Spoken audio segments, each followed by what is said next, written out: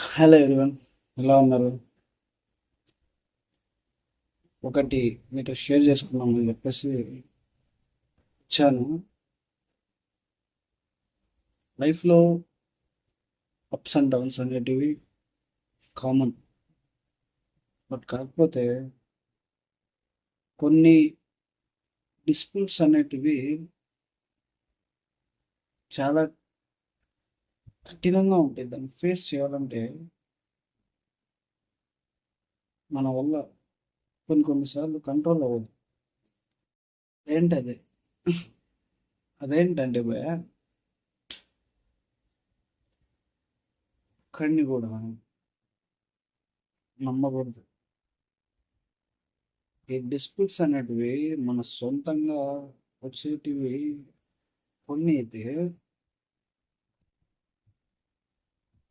బయట నుండి వచ్చేటివి బోచ్చడుంటాయి. ఒక పక్కనే మనం చూస్తాం, మన దగ్గరికి వచ్చేసి నవ్వుతా మాట్లాడతారు, స్వీట్గా మాట్లాడతారు. వెనకాల నుంచి పొడుస్తూ ఉంటారు. ఇట్లాంటి వాళ్ళని నమ్మకూడదు. ఇది చాలా ప్రమాదకరం. దగ్గరగా ఎక్స్పీరియన్స్ అయ్యి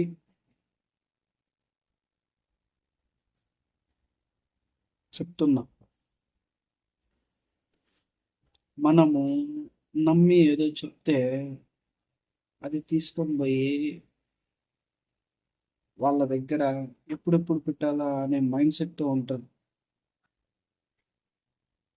మనం కల్మషం లేకుండా ఏదో మనం సజెషన్, లేకపోతే ఏదో ఒకటి బిహైండ్ దట్ ఏదో రీజన్ ఉంటుంది. కాకపోతే అది వాళ్ళు క్యాష్ చేసుకుంటారు. అది వాళ్ళు ఆ సిచ్యువేషన్కి తగ్గట్టు వాళ్ళు దాన్ని యూస్ చేసుకుంటారు. సో ఇట్లాంటి వాళ్ళ దగ్గర చాలా జాగ్రత్తగా ఉండాలి. మనక నటించటం రాదు, జీవిస్తాం. ఆ జీవించడంలో జెన్యున్గా ఉంటాం అంతే తప్ప ఫేక్గా. ఇప్పుడు ఫేక్గా ప్రతి మనిషి ఫేక్గానే ఉన్నాడు.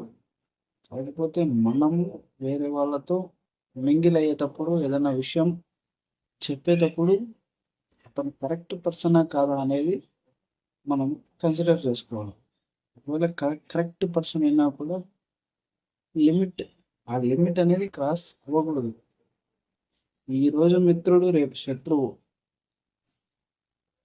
ఈరోజు శత్రువు రేపు మిత్రుడు. సో మనం ఏదేమైనా కానీ మన విషయాలు ఫ్యామిలీకి కానీ పర్సనల్స్ కానీ ఎవరికి కానీ షేర్ చేసుకోకూడదు. ఇది నేను దగ్గరగా చూసిన చూసి ఎక్స్పీరియన్స్ అయ్యింది మీతో షేర్ చేస్తున్నాను. దీంతో మనకు మెంటల్ టార్చర్. ఏదో మనం వర్క్లో ఉంటాము, సడన్గా వాడు ఇలా అన్నారా అని చెప్పేసి అన్నా కూడా ఇక్కడ మనకు పెద్ద డిస్ప్యూట్ అయిపోతుంది. అది ఇలాంటి దానివల్ల మనం జాగ్రత్తగా ఉండాలి. నోటికి ఏది వచ్చింది అది చెప్పడం కాదు, నోటికి ఏది వచ్చింది అది వేరే వాళ్ళతో డిస్కస్ చేయడం కాదు. దానిలో ఎంత నిజం ఉందనేది మనము చూడాలి. అజంప్షన్స్ అనేటివి వేరు, ఫ్యాక్ట్ వేరు. ఓకేనా ఫ్రెండ్స్? ఇది నేను మీతో షేర్ చేసుకుంటున్నాను. ఓకేనా? Thank you all. బాయ్. ఇలాంటి మరిన్ని వీడియోస్ కోసం సబ్స్క్రైబ్ టు మై ఛానల్. మన ఛానల్